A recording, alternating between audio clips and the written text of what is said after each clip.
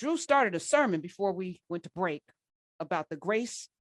Well, actually, I think I started, you picked it up, and then you took it to the choir, to the bridge, brought the choir in. And I feel like there's a conversation that we should have, because I think you're right. And I think the pile on folk for their frailties, and I'm not talking about, and again, I'm gonna put R. Kelly in a different category because he still to this day denies that he did these things. Right. And he's still fighting. There was no question that Whitney Houston, was struggling. There's no question, that Jason Williams was struggling, because we started talking about that. And you're right. Demi Lovato gets to come back time and time again, and she should, for drug abuse or drug addiction. We're not talking about sexual things that to me is murder of a whole bunch of people. That's stuff people do to themselves. Yeah. But the rape and all of that's generational. You have destroyed, I just talked about Jason Williams having that experience that carried through to this day. He's still carrying that, and it has affected everybody in his life. Yeah. So I'm gonna put that in a different category altogether: sexual rape and assault.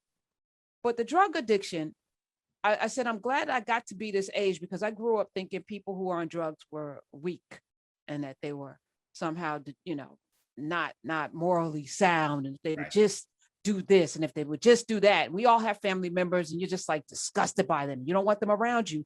But now we know it's a sickness, and we don't treat people with cancer, diabetes, or any other sickness, even self-inflicted, like diabetes type 2 or hyper. We don't treat people like that, heart conditions that they brought on themselves. We don't go, oh, well, that's because you had that burger.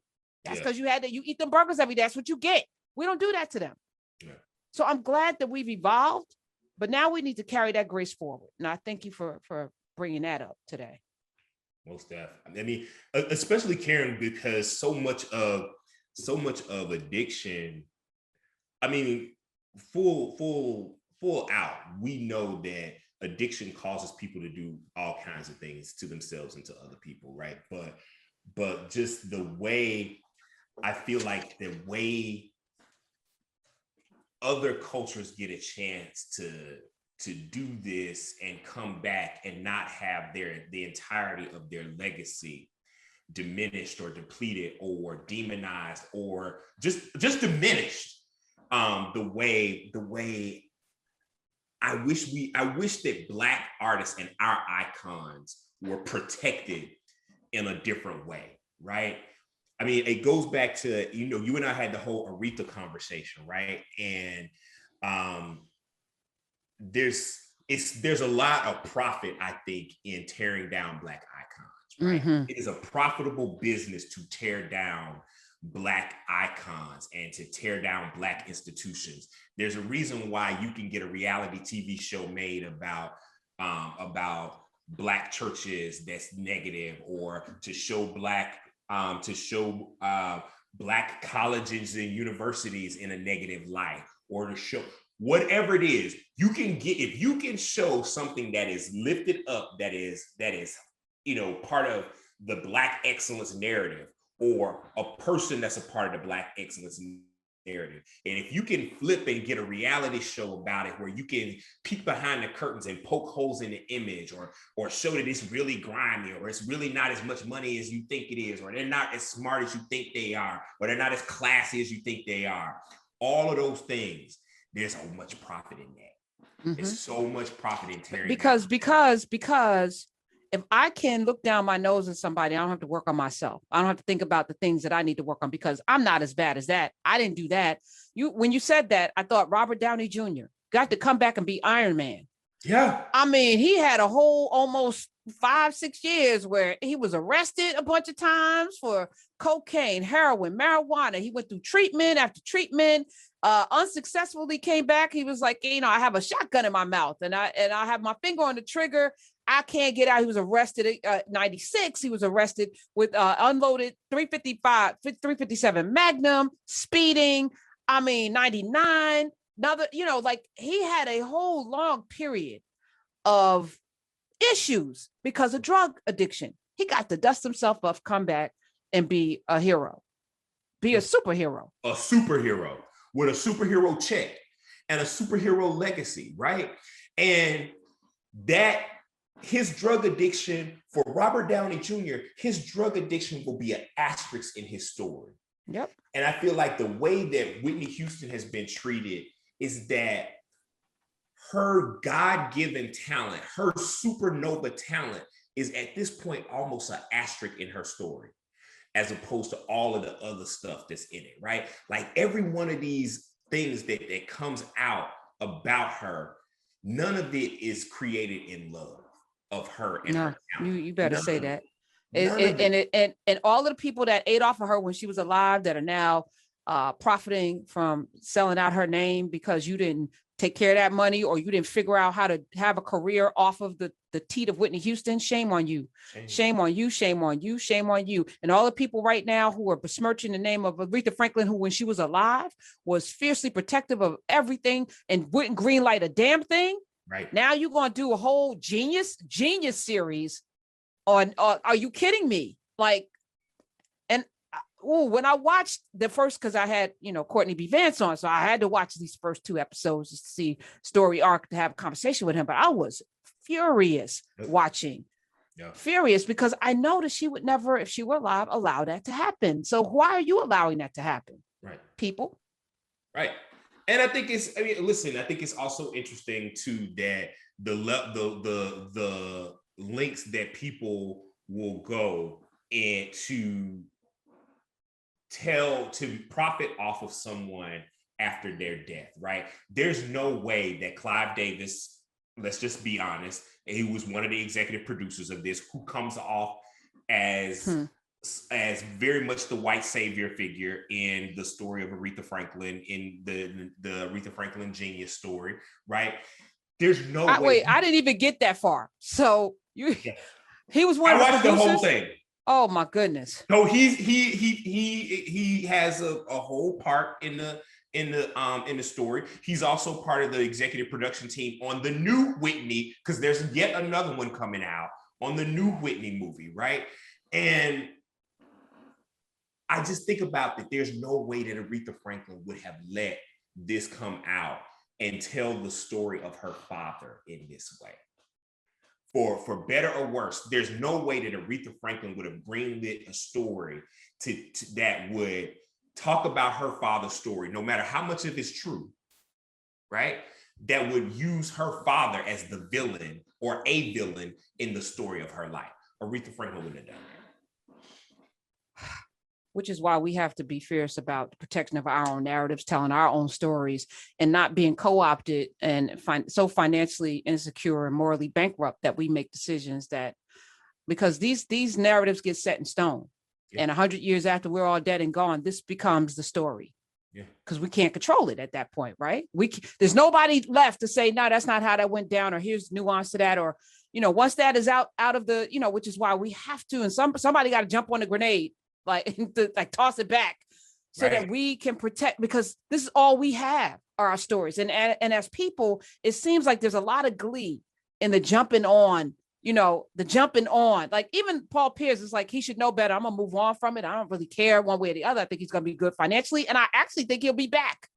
I think he'll be back in some form, but that's a different story than what we're talking about right now, which is like, there is something, and I just remember, with the spanking thing when I had Dr. Stacey Patton on, and it's like Black parents will beat their children because when you get out there, especially during Jim Crow era, I'm going to beat you so that you stay in line because I want you to come home at night, so I'm going to beat you so that you under submission. So we've done that to ourselves to the point where the trauma and the brutality, and I wonder even in the workplace, so many of us beat ourselves into submission. I had a conversation the other night with a friend of mine who's in an industry, and she's like, man, I'm so oppressed here. And I said, well, have you told the people who can stop the oppression? And there was a pause. Well, sort of. No, directly. These things that you're doing are causing me trauma and pain. But I understand in the position that she's in, she's afraid to be labeled, because they're not going to fire you outright. It's a stacking up. Oh, okay. So she's not happy. And now I'm uncomfortable. And now I got to tippy toe around, or she went to HR on me. So now I'm going to, so you're afraid to lose your check. I get it. But you're every day putting yourself in a death like you're putting yourself physically in a position where you're not healthy. You're coming to work and you're not healthy because there's so much trauma coming in. I don't know if that's worth it. So I don't know how people navigate that, Drew, but we beat ourselves into submission all the time. We tell ourselves this story of, well, I know that I know that these things are going to happen, so I'm just gonna keep my head down and I'm just gonna wait for a better day. It was kind of like that conversation that you were having yesterday, where y'all were talking about baseball and talking about how these athletes were told, you should be happy to be here, right?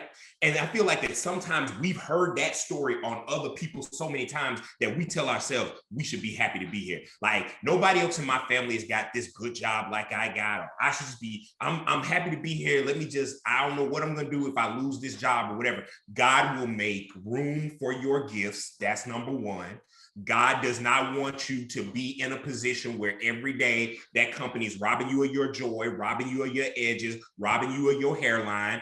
That is not what God wants for you. I promise you, he did not put you on the planet to be there sitting in that cube doing something that you feel is oppressive and abusive, right? So there are all these other things that you can do. Number one, stop telling yourself that whole narrative about I'm lucky to be here. No, they lucky to have you. That's number one. Even if you're not a superstar employee, they still lucky to have you because you're making their diversity numbers go up, and there's something that they need to. They should be paying you a premium for that melanin because what you have is magic. You need to start thinking about that and telling yourself that. Get some friends who will tell you that exact same thing. Get some other friends who don't feel oppressed so that you can see them and how they move, and that those friends then inspire you to do better and expect more from your company. That's number two. The other thing about that is that company is not the only game in town.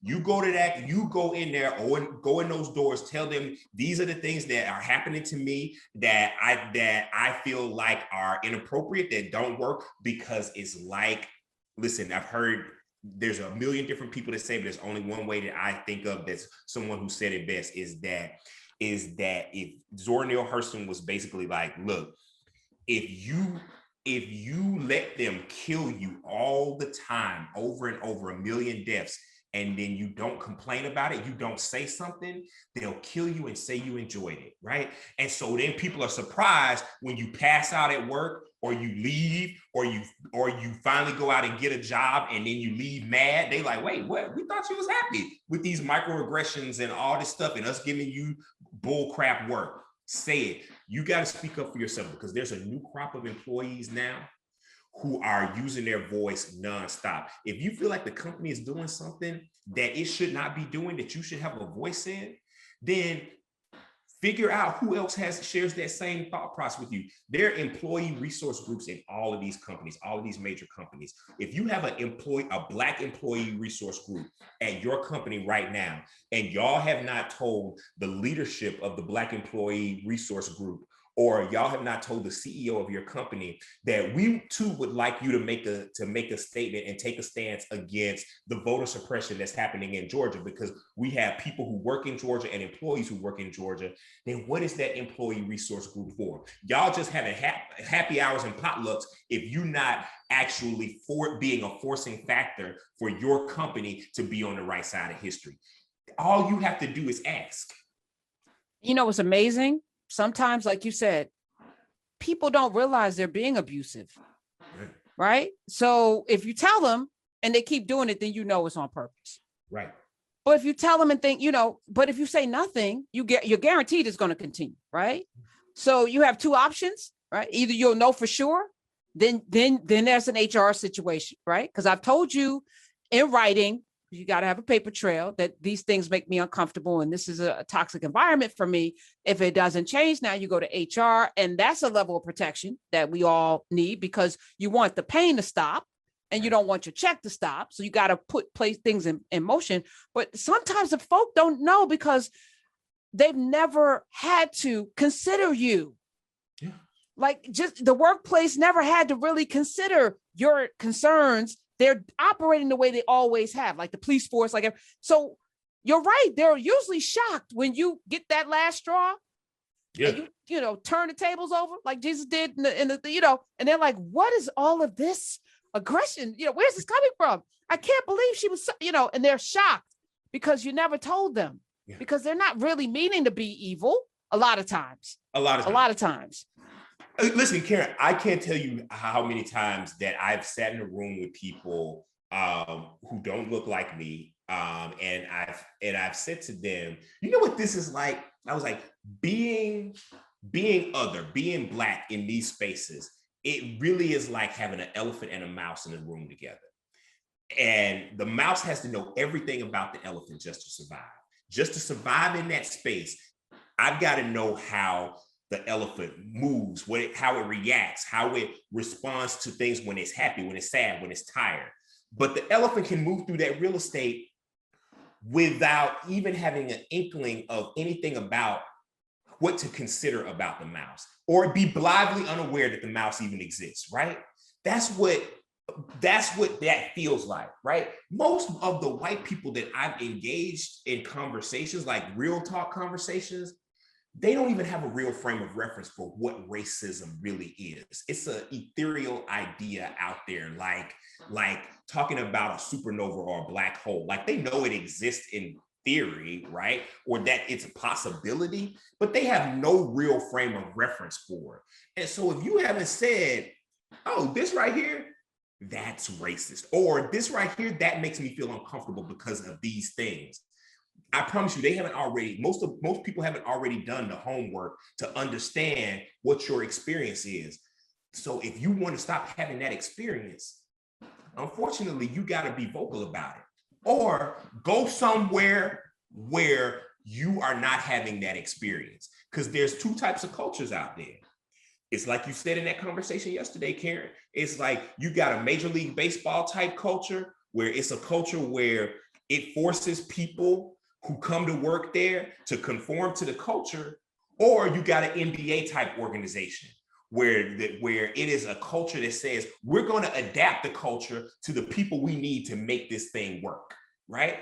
And there are definitely companies that do that. I've worked for companies on both sides of that paradigm. I wonder what Amazon is. Ask Alabama. Let's go to Alabama. Yeah.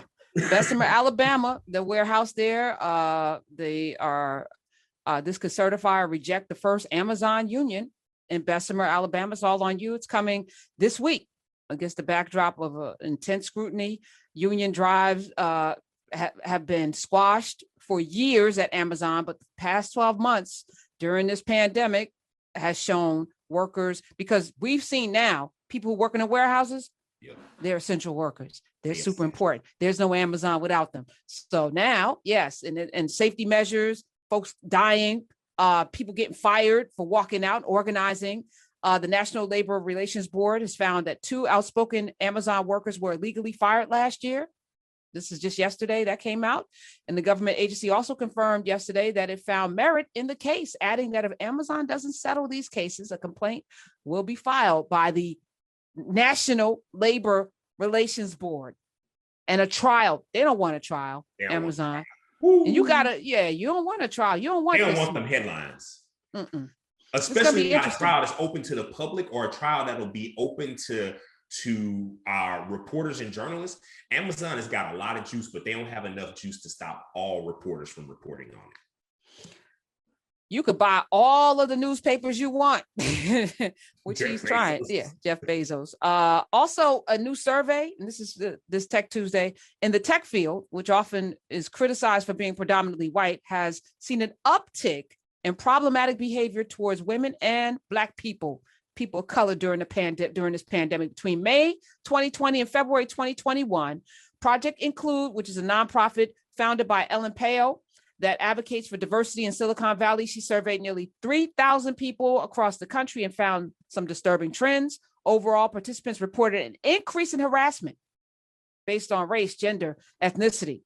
The tech investor said that she was prompted to run this particular survey after she began hearing rumblings at the beginnings of the pandemic about how people were taking out their frustrations on their minority colleagues, even while everyone was working from home. There's an assumption that once everybody went separately, that you were protected in your home, that you wouldn't see the same level of harassment. It turns out it actually wasn't the case. which I find interesting. Hostile work and people yelling, requests for dates and sex, microaggressions, like asking invasive and repeated questions about someone's identity or their appearance. Is that a piano in your house? Women of color were found to be the ones most affected, including 45% of the women who identified as African American, or Black, 30% of the women who described themselves as Asian and Asian American. So I guess they're asking about your hair, not being able to go to the beauty parlor every week, as some people were, and having to show up on a Zoom and having to, all of having that. to show, not being able to control your appearance just in general, right? Like not being able to, and having very little control over managers and bosses who are almost religious about wanting you to have your camera on all the time, or you not having your lighting set up, or the first time that you set up your camera, you're not used to doing Zoom calls in your house, and you got the window behind you instead of in front of you, and somebody remarks about how dark you are or something like that. Like I can completely see all of the microaggressions that potentially happen to people of color, and there's a different kind of insidious that happen just in the nature of being microaggressed when you were in your own home, right? So it's one thing to be at work and you deal with that, but you in your safe space, in your refuge, like you're in your home and somebody from work is insulting you, harassing you, aggressing you, not to mention, like, this is my home, my safe space, right? This is my refuge, but I'm also triply potentially embarrassed or diminished, because who knows who's behind that other door right there. My mama could be over there hearing me being talked to any kind of way. My partner, my wife could be over there hearing me being talked to any kind of way by some random person. My child, right? Like the weight of having somebody do something like that to you while you're in your house is even 10 times, in my opinion, worse than having it happen at work. I didn't even consider that. And for people who don't have the luxury to have multiple rooms, people who don't have the luxury to go someplace a private place, because not everybody has, multiple bedrooms and floors that they can go to, or a basement, or, it's like the lack of compassion. It goes back to that too, that we're in a pandemic. There's a lot of stress involved, and people are in their homes that, that your camera now is in to make any comment about anybody's appearance. But I do want to say your haircut looks nice, Drew, and that beauty mark that's showing right now is just amazing. All right. Appreciate you. I like that plant that's hard to kill. All right. 866-801-8255 is the number. Lisa in Texas wants to ring in on this. You're on the Karen Hunter Show. Drew McCaskill is here. Welcome. Well, hello. How are you guys doing? My name's not Lisa, but I'm trying to be anonymous because I work for Amazon currently. In December, I had a major surgery. I'm a virtual customer service representative. I've been working there 2 years now. A major surgery in December. Started off with a laptop, then they gave us desktops. I requested, my doctor filled out all the necessary paperwork that I could, in like 2 to 3 weeks after the surgery, can come back to work if I'm allowed to use, provided a laptop. They refused it because a year ago I filed a complaint against one of my supervisors. You get a supervisor like every so many weeks, they change out, and I filed a complaint because she was making what I found to be threatening remarks, like saying she's going to pull up on me. And I filed the complaint. In turn, I got written up for filing the complaint. She got promoted, and, it was just ridiculous. So then I think that was why I was denied the laptop. So I'm just going back to work next week, since December, when I could have gone back to work months ago, in January, actually.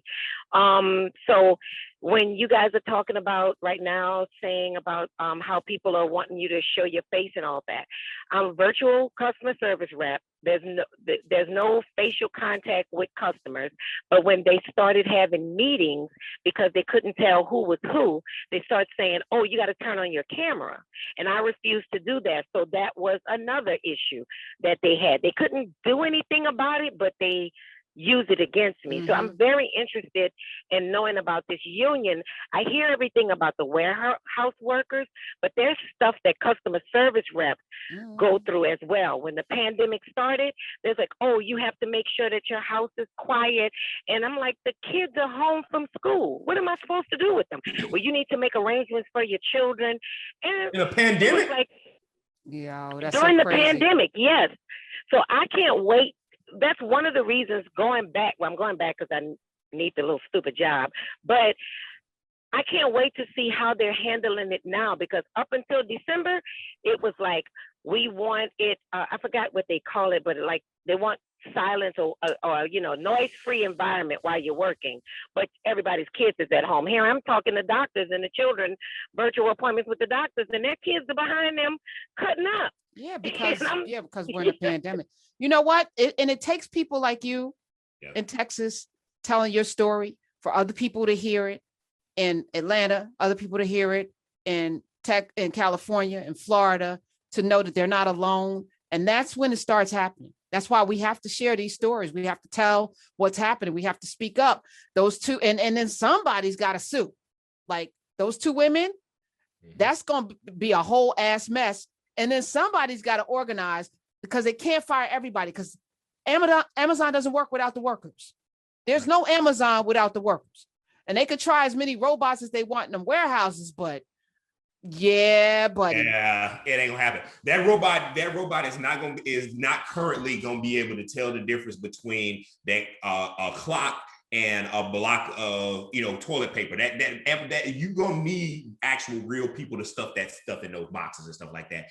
I would say to her though, she should have a running sort of timeline of her entire experience with the company, because one of the things that companies are notorious for doing is when people do come back from medical leave, is within a week they are let go if they have issues in the past, because what they'll typically say is something like, oh, well, we held your job for you while you were sick, but now that job no longer exists. There are tons of people who come back from medical leave, lose their jobs immediately after medical leave, because they have to keep you on whatever your benefits are, particularly if you have health benefits, until you return to work until you actually work. They can't fire you while you're on leave, but they can fire you once you return back to full time. So I would say to her, one, be in all things, protect yourself and be prepared, but be ready to talk about what your experience is and have it documented pretty successfully,